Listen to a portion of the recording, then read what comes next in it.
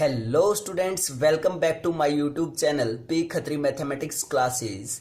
आज का कोई टॉपिक नहीं है बेटा स्टडी से रिलेटेड। आज हम डिस्कस करना चाहते हैं कि जो सीबीएसई ने टर्म वाइज आपको सिलेबस दिया है या फिर जो सिलेबस काट दिया है या फिर कैसे हम पेपर्स की तैयारी करेंगे, वो सब कुछ हम यहाँ पे डिस्कस करने वाले हैं। ठीक है, और ये बहुत ही इंपॉर्टेंट चीज है क्योंकि बेटा फर्स्ट टाइम ये टर्म वाइज पेपर हो रहे हैं, तो बहुत सारे बच्चे कंफ्यूज हैं कि एमसीक्यू जो पेपर होगा वो एमसीक्यूज कैसे आएंगे, कहाँ से कौन सी बुक से हम उसको पढ़ सकते हैं। तो वो सारी चीजें हम यहाँ पे डिस्कस करने वाले हैं और आपको कोई भी दिक्कतें नहीं आएगी। ठीक है, तो फर्स्ट टर्म का जो सिलेबस कट किया है, कितना बचा हुआ सिलेबस है, कैसे तैयारी करनी है, सेकंड टर्म का सिलेबस को बाद में करना है या अभी करना है, वो सब कुछ यहाँ पे डिस्कस करने वाले हैं। ठीक है, तो देखते हैं फर्स्ट टर्म के सिलेबस को।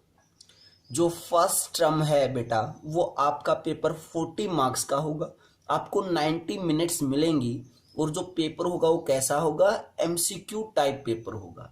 जो जैसे आपने देखा होगा टीवी वगैरह में कौन बनेगा करोड़पति, वहां पे आती है ना ऑप्शन, ऐसे होगा। ठीक है, लेकिन आप ये मत सोचना बेटा कि एमसीक्यू पेपर जो होता है वो आसान होता है, ऐसा कुछ नहीं है। जो आपको क्वेश्चंस मिलेंगे पेपर्स के अंदर वो काफी अच्छे स्टैंडर्ड के होंगे। ठीक है, और पेपर कब होगा, जैसे कि बताया गया कि नवंबर या दिसंबर में पेपर ले लिया जाएगा। ठीक है, अब जो एनसीईआरटी का जो सिलेबस है, हम एनसीईआरटी पे ही बात करेंगे कि क्योंकि सीबीएसई भी क्या बोलता है कि एनसीईआरटी सिलेबस आप करो। ठीक है, तो जो चैप्टर 1 है रिलेशन एंड फंक्शन, वो आपका टर्म 1 के अंदर आएगा और उसके अंदर एक्सरसाइज 1.1 आपको करनी है, 1.2 आपको करनी है, 1.3 यहाँ से निकाल दी गई है।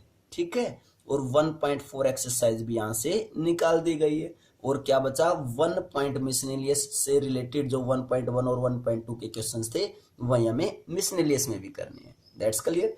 और जो अगर हम बात करें कि 1.3 और 1.4 एक्सरसाइज, जैसे 1.4 बाइनरी ऑपरेशन वाली थी, 1.3 इनवर्स वाली थी, तो दोनों ही निकाल दी गई है यहाँ से। ठीक है, हमारे लिए तो अच्छा है क्योंकि सिलेबस कम हो गया, बर्डन कम होगा अब। ठीक है, उसके बाद चैप्टर 2 इनवर्स ट्रिग्नोमेट्रिक फंक्शन, वहां से एक्सरसाइज 2.1 हमें करनी है। 2.2 यहां से निकाल दी गई है। जो प्रॉपर्टीज की एक्सरसाइज थी बहुत ही अच्छी एक्सरसाइज थी, इंपॉर्टेंट एक्सरसाइज थी, लेकिन कोई बात नहीं, हमारे लिए तो आसान है बेटा, सिलेबस कम हुआ है। ठीक है, और 2 पॉइंट मिसलेनियस से जो रिलेटेड क्वेश्चंस हैं 2.1 के, वही हमें करने हैं। ठीक है, उसके बाद चैप्टर 3 पे आते हैं, मैट्रिक्स, जो बहुत ही इजी चैप्टर है। वहां से हमें एक्सरसाइज 3.1 करनी है, 3.2 करनी है, 3.3 भी करनी है और 3.4 वहां से काट दी गई है। ठीक है, जो कौन सी एक्सरसाइज थी, एलिमेंट्री रो ऑपरेशन और कॉलम ऑपरेशन वाले।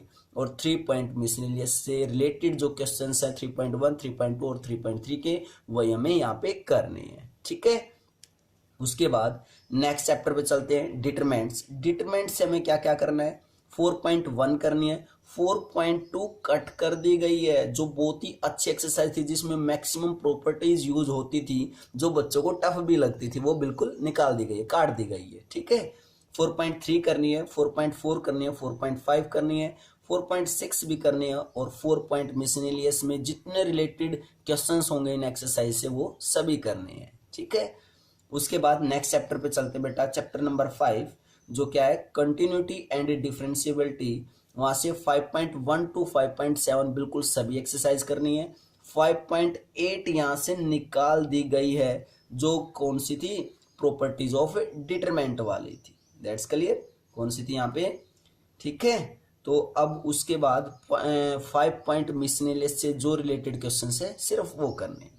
Next chapter is application of derivative.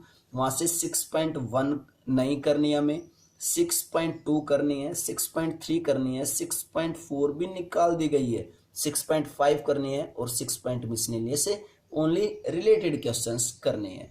6.1 जो एक्सरसाइज थी वो हमारे पास क्या थी, रेट ऑफ चेंज वाली थी, और 6.4 कौन सी थी बेटा, अप्रोक्सीमेशन वाली एक्सरसाइज थी। ठीक है, उसके बाद 12th चैप्टर जो कि लास्ट चैप्टर है फर्स्ट टर्म का, वो क्या है बेटा, लीनियर प्रोग्रामिंग प्रॉब्लम्स, जिसको हम एलपीपी भी बोल देते हैं। बहुत ही इजी चैप्टर है, बिल्कुल कुछ भी नहीं है इसके अंदर तो मुश्किल। तो इसके अंदर से 12.1 करनी है, 12.2 नहीं करनी है, 12 पॉइंट मिसनिलियस भी नहीं करनी है, क्योंकि इसके अंदर 12.2 और 12 पॉइंट मिसनिलियस में क्या है, काफ़ी वर्ड प्रॉब्लम है। उन वर्ड प्रॉब्लम्स को हम सोल्व करके मैथमेटिकली फॉर्मुलेट करते हैं, देन उसके बाद हम सोल्व करते हैं। लेकिन मेरा मानना है कि बेटा आपको 12.1 और 12.2 जरूर करनी चाहिए, क्योंकि 12.2 के ऊपर बेस्ड पे आपको प्रॉब्लम्स आ सकती हैं। जैसे भाई एक वर्ड प्रॉब्लम दे दी जाए, उसके नीचे 4-5 और क्वेश्चंस बना दिए जाए, तो इसलिए 12.2 आप करना जरूरी, ठीक है। तो हमें फर्स्ट टर्म में सिर्फ ये सिलेबस कवर करना है, जो काफ़ी इजी है, इतना मुश्किल नहीं है। उसके बाद वेटेज देख लेते बेटा, कौन से चैप्टर का कितना कितना वेटेज है। तो फर्स्ट और सेकंड जो चैप्टर है उन दोनों का वेटेज है बेटा 8 मार्क्स का, दैट्स क्लियर। उसके बाद चैप्टर नंबर 3 और चैप्टर नंबर 4, इन दोनों चैप्टर्स का जो वेटेज है वो है 10 मार्क्स का। उसके बाद चैप्टर 5 और चैप्टर 6 का जो वेटेज है वो बेटा 17 मार्क्स का। तो आप यहाँ से एस्टिमेट लगा सकते हो कि कितने इंपॉर्टेंट चैप्टर हैं ये दोनों ही, ठीक है। और लास्ट चैप्टर नंबर 12, उसका वेटेज है 5 मार्क्स का। सभी को आप ऐड करोगे तो कितना हो जाएगा, ये 40 मार्क्स, जो कि आपके पेपर होगा 40 मार्क्स का। आपको 90 मिनट्स मिलेंगी, मैंने आपको पहले ही बता दिया है। और नवंबर दिसंबर के आसपास आपके ये पेपर होने हैं, दैट्स क्लियर। और 10 मार्क्स का आपका इंटरनल असेसमेंट, जो प्रैक्टिकल्स वगैरह, आपने नोटबुक कैसी बनाई है, टीचर के साथ आप कैसे रहते हो, वो सारी चीज़ें टीचर्स देख लेता है बेटा। और देन उसके बाद इंटरनल असेसमेंट वहीं से लगती हैं, दैट्स क्लियर। उसके बाद सेकेंड टर्म पे चलते हैं, जो काफ़ी अच्छा सिलेबस है सेकेंड टर्म में भी, ठीक है। सेकेंड टर्म का देखते हैं बेटा। सेकेंड टर्म में आपको 2 आवर्स मिलेंगे, 40 मार्क्स का सेम पेपर होगा। और अब की बार आपका पेपर सब्जेक्टिव होगा, मतलब जैसे आप अब तक लिखते आए थे ना, ऐसे ही पेपर होगा। और आपका जो पेपर होगा वो मार्च या फिर अप्रैल में जाएगा, ठीक है। सिलेबस क्या क्या है बेटा वो देख लेते हैं एक बार। चैप्टर 7 इंटीग्रल्स, जो काफ़ी अच्छा चैप्टर, इंपॉर्टेंट चैप्टर है और काफ़ी लेंथी चैप्टर भी है। एक्सरसाइज 7.1 टू 7.11 तक, ठीक है। उसके अंदर से आपको क्या नहीं करना, एक्सेप्ट 7.8, मतलब 7.8 आपको नहीं करनी है। 7 पॉइंट सप्लीमेंट्री, एक सप्लीमेंट्री की एक्सरसाइज है जो आपकी बुक के पीछे होती है बेटा, वो भी आपको नहीं करनी है। और मिसनेलियस से आपको सिर्फ रिलेटेड क्वेश्चन ही करने हैं, क्लियर है। और अदरवाइज और जितना भी चैप्टर बचा वो कंप्लीट आपको करना है। नेक्स्ट, एप्लीकेशन ऑफ इंटीग्रल्स, जो इंटीग्रेशन ही इसके अंदर यूज होता है, इंटीग्रल्स का पार्ट ही है एक तरह से। एक्सरसाइज 8.1 करनी है, 8.2 आपको नहीं करनी है। और 8 पॉइंट मिसनेलियस है, मिसनेलियस से जो रिलेटेड क्वेश्चन हैं बेटा, सिर्फ वो आपको करने हैं आप, दैट्स क्लियर। उसके बाद अगर चैप्टर नंबर 9 की बात करें, डिफरेंशियल इक्वेशन, तो यहाँ पे आपको क्या क्या करना है, 9.1 करनी है, 9.2 करनी है। और 9.3 है वो आपको नहीं करनी है। 9.4 करनी है, 9.5 करनी है। पार्शियल का मतलब हाफ करनी है और हाफ नहीं करनी है। सेम ऐसे 9.6 में बेटा देख लेते हैं अब 9.5 और 9.6 से क्या क्या छोड़ना है। देखो 9.5 में क्या मिलेगा आपको, होमोजेनियस डिफरेंशियल इक्वेशन मिलेगी। वहां से आपको ये वाली टाइप तो करनी है और ये वाली टाइप नहीं करनी है। सेम ऐसे 9.6 से क्या करना, आपको लीनियर डिफरेंशियल इक्वेशन मिलेंगी। वहां से आपको ये फर्स्ट टाइप करनी है और ये सेकंड टाइप नहीं करनी है। और 9 पॉइंट मिसनेल से सिर्फ आपको रिलेटेड क्वेश्चन ही करनी है, उसके बाद और कुछ नहीं करना, दैट्स क्लियर। क्लियर बेटा यहाँ तक। उसके बाद नेक्स्ट पे आते हैं, यहाँ पे 9.3 आपको नहीं करनी है। नेक्स्ट चैप्टर नंबर 10, जो चैप्टर नंबर 10 है वेक्टर एल्जेब्रा, इजी चैप्टर है। आपको आपने फिजिक्स में पढ़ा होगा बेटा वेक्टर, तो वहीं से रिलेटेड है, काफी इजी चैप्टर, कोई मुश्किल नहीं है इसके अंदर। कंप्लीट चैप्टर करना है, सिर्फ आपको क्या नहीं करनी है, एक्सेप्ट सप्लीमेंट्री एक्सरसाइज, जो मैंने आपको बताया कि बुक के पीछे होती है बेटा। वहां पे क्या है, स्केलर ट्रिपल प्रोडक्ट है, उस सप्लीमेंट्री एक्सरसाइज में सिर्फ आपको वो छोड़ना है, अदरवाइज आपको एक कंप्लीट चैप्टर कवर करना है। उसके बाद 3 डायमेंशनल ज्योमेट्री में आपको 11.1 करनी है, 11.2 करनी है, 11.3 सेम एंगल वाले छोड़ने हैं पार्शियली, कुछ पार्ट जैसे angle between line and line, angle between line and plane, आपको वो क्वेश्चन छोड़ने हैं। और 11 पॉइंट मिसलेनियस से जो रिलेटेड क्वेश्चन हैं 11.1, 11.2 और 11.3 सिर्फ आपको वो करने हैं, दैट्स क्लियर। उसके बाद नेक्स्ट चैप्टर प्रोबेबिलिटी, 13.1 करनी है, 13.2 करनी है, 13.3 करनी है, 13.4 से आपको मीन एंड वेरिएंस वाला नहीं करना है, 13.5 आपको कंप्लीट नहीं करनी है, 13 पॉइंट मिसलेनियस है उससे रिलेटेड क्वेश्चंस कौन कौन से, 13.1 के, 13.2, 13.3, 13.4 की। That's clear. तो आपका ये सिलेबस है। उसके बाद सेम ऐसे ही सेकंड टर्म में भी आपको 10 मार्क्स की इंटरनल टेस्ट और प्रैक्टिकल्स पे आपके लगेंगे, जिसके अंदर वही मैंने बताया पीरियोडिक टेस्ट भी होंगे, आपकी नोटबुक भी होगी, आपकी प्रैक्टिकल भी होगी।